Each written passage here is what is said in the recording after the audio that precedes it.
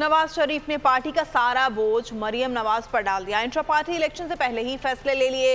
Nawaz Sharif party के ताहयात कायद होंगे। सदारत मरियम नवाज के सुपुर्द की जाएगी। नवाज शरीफ पर एहसन इकबाल ने पार्टी आइन में तब्दीली पर काम शुरू कर दिया। सीनियर अरकान में इस पेशरफ्त पर बेचैनी पाई जाती है।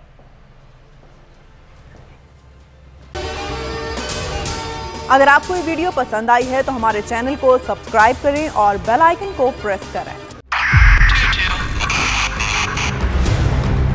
2022 बहुत सारे तोहफे भी देके गया पाकिस्तान की आवाम को। पाकिस्तान की आवाम को एक तोहफा ये दिया कि आवाम को पता चल गया कि पाकिस्तान का मीडिया क्या है। हक और सच का सफर साल 2022 में बोल रहा नंबर 1। हमने बहुत सारे शोज और ट्रांसमिशंस की। पूरा साल मुसलसल जदोजहद में निकल गया कि ये वोट ऑफ कॉन्फिडेंस के पीछे कौन लोग थे।